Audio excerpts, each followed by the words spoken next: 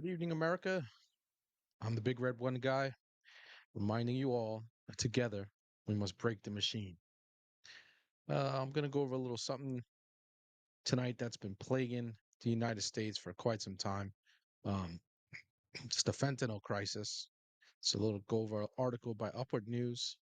Um, it talks a little bit about it and China's how China is complicit with the destruction of our society and the destruction of American citizens. Excuse me, sorry, America.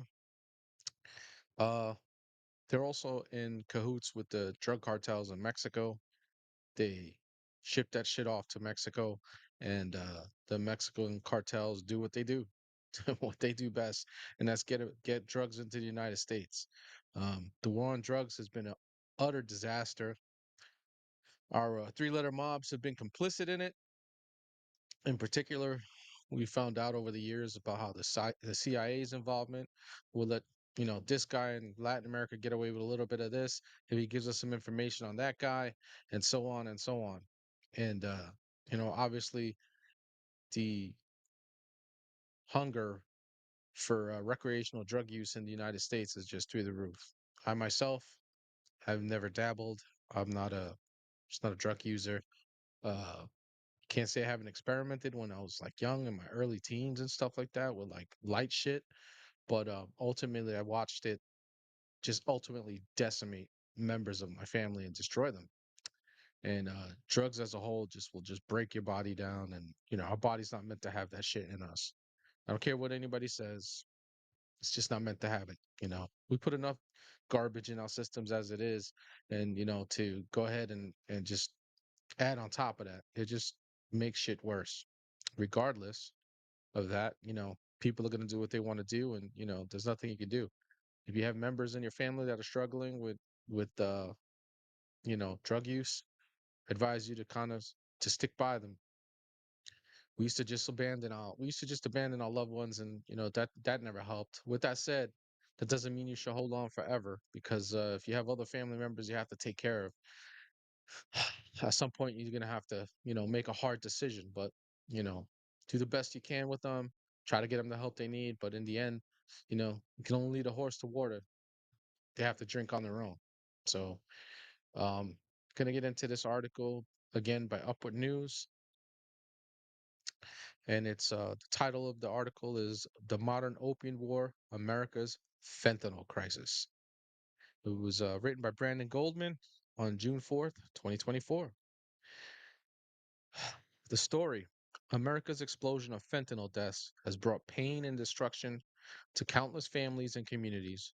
Over 100,000 lives were lost in 2023, surging to decades, total overdoses to over 500,000.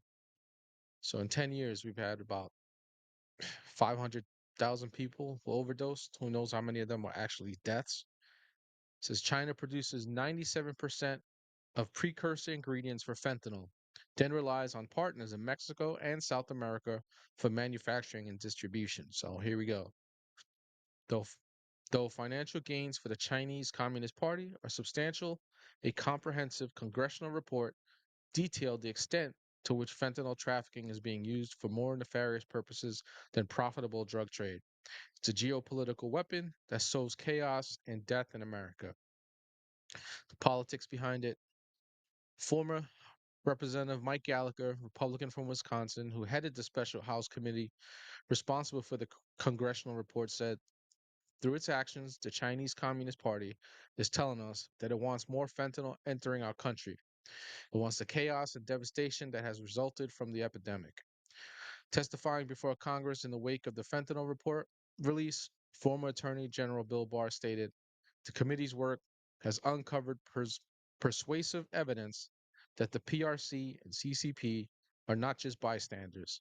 They are the prime movers, knee deep in actively sponsoring, encouraging, and facilitating the production and export of fentanyl and fentanyl's raw materials for distribution in the United States. So, let me pause for a second there. The Chinese aren't our friends. Okay.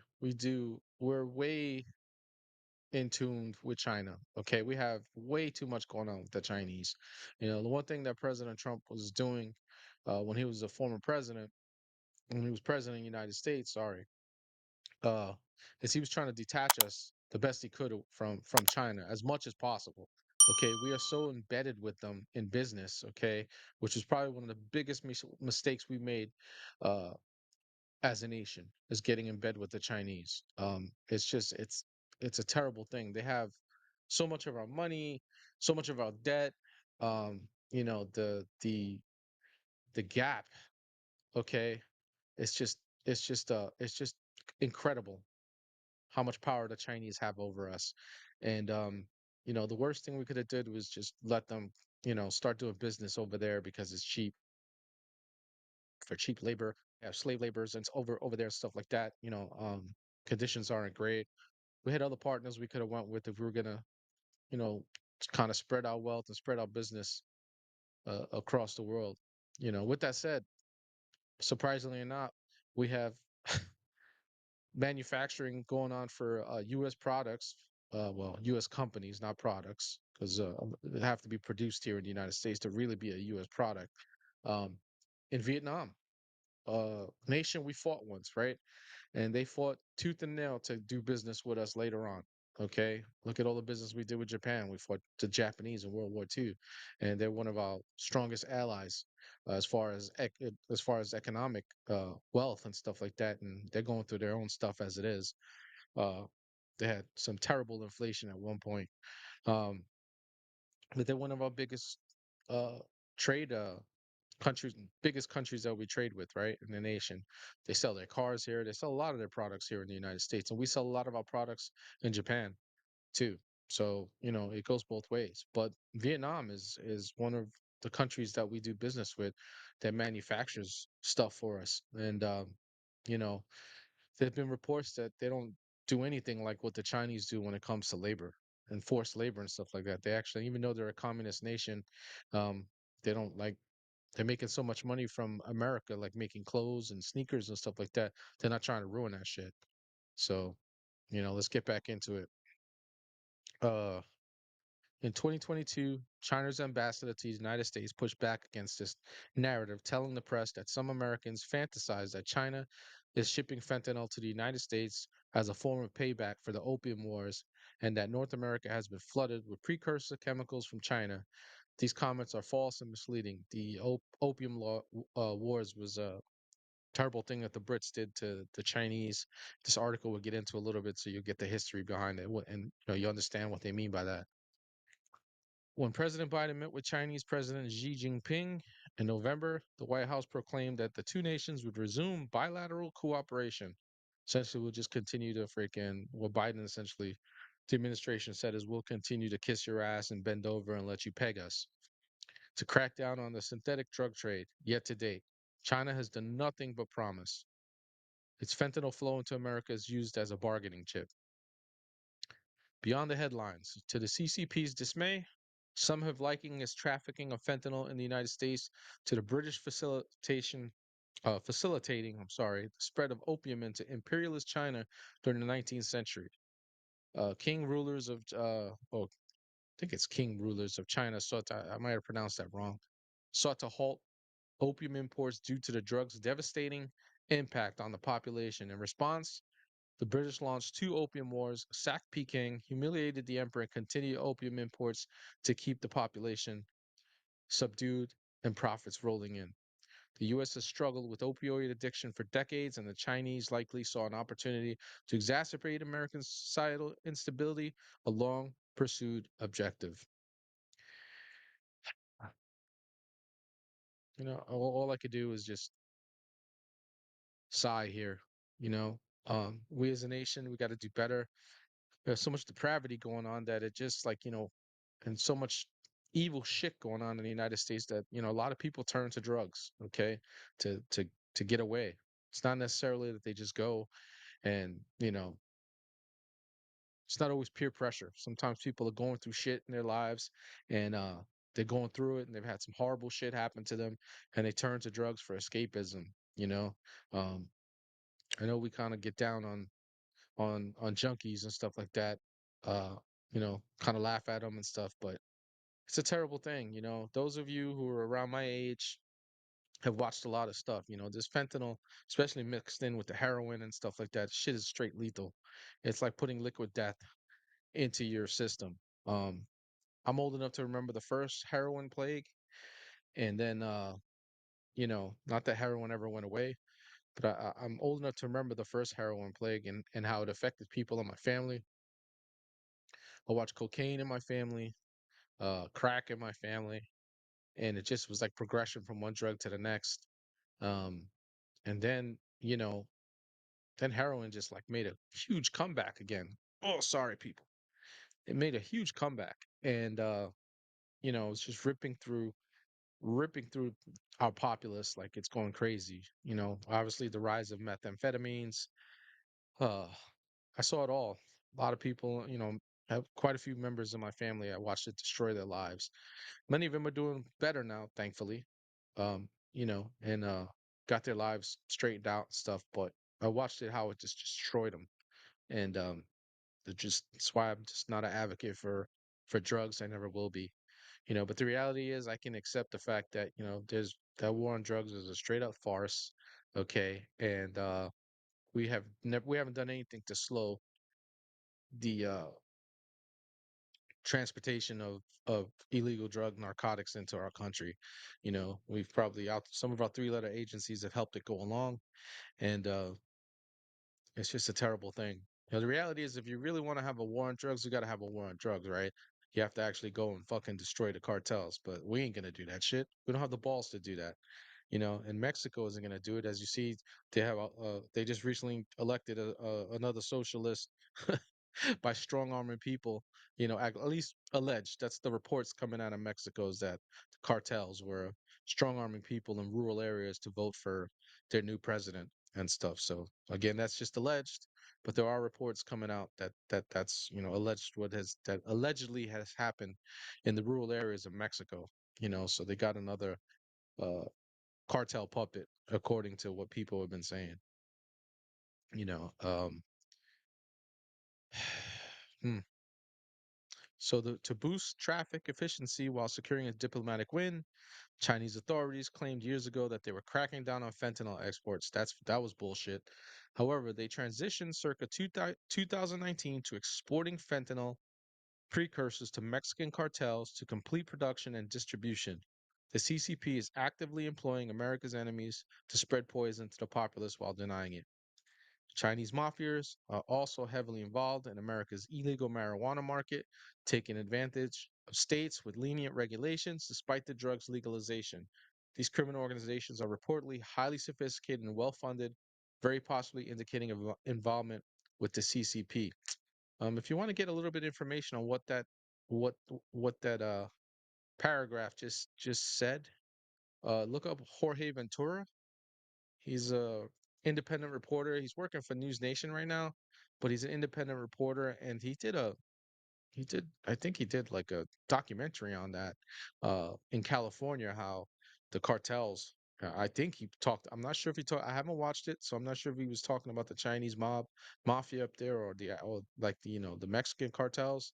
But there was like a whole thing with the wheat fields up in uh up in Northern California, I think, or Central California, and the cartels influence they have going on up there, and they're just like they're deep in there and stuff. So I don't know if it's the Chinese mafia or the Mexican cartels, but look up Jorge Ventura. Okay, he has a documentary. He works for News Nation. I think you could find his page on you. He has a page on YouTube. I don't know how much he actually downloads content, uploads content to his YouTube channel, but you've probably seen him on Instagram, on Twitter, and stuff like that. This is Jorge Ventura. So don't forget to look him up. He's a up and coming rising star in the media. He's got a lot of good stuff, and he's managed to stay very independent. Okay, and report on really solid stuff. He's been reporting on the border, uh, and he's especially reported a lot on the drug cartels, including I think he did the special he did. He was in Tijuana and shit. So he's the guy's got balls. Got to give it to him. Okay, he gets in it deep. Okay, he's not afraid. He's trying to get the story out, trying to get people aware of what's going on with the Mexican cartels and everybody else with drugs and stuff like that. Why it matters. The fentanyl crisis plays a role in the steady declining men's labor force. See, I didn't even think about it that way, but that makes sense. You know, if men aren't if men aren't working, okay, and we're strung out on fucking drugs, okay, we're not building shit, right? We're not plumbers, we're not electricians, we're not carpenters, we're not working in car factories, we're not working in just any kind of manufacturing at all, doing any kind of heavy labor. We're just fucked up and just like destroyed, you know. And as men, we do that's the kind of jobs we do. We do all the heavy shit, you know. And if we're not working and we're fucking strung out, that's a bad thing. And China knows that, and they're helping it along. But we as Americans got to be better and stronger, try to stay away from this shit. Says the Chinese government is keenly aware of the effects of the fentanyl on the American population, and while making overtures to crack down, has to great an interest in its continuation. Has a great, I guess that's some bad writing right there. Has a great interest in its continuation. Economic implications are only one of bevy reasons China is facilitating the spread of deadly drugs into the U.S.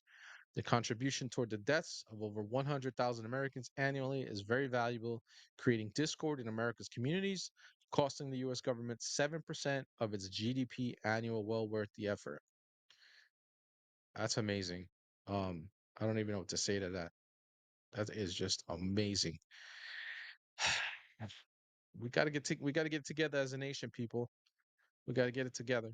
We got to stop. You know, I know I said earlier about your family members. We have to try to take care of them. We can't abandon them. But in the end, they have to want to take care of themselves. And there are plenty of examples of people who lived harsh lives and were either alcoholics or drug addicts and managed to survive, okay, and what do you call it, just take that dragon and slay it, okay, because it is a dragon that will burn you and your fucking house down. It will eat through all your money. It will just fuck up all your relationships, burn bridges and everything like that. So you know if any kids are watching this, any younger people watching this, stay off the drugs, man. Even the shit they keep telling you that, oh, it's just for parties and stuff like that. That's bullshit. Okay. I watch people get strung out from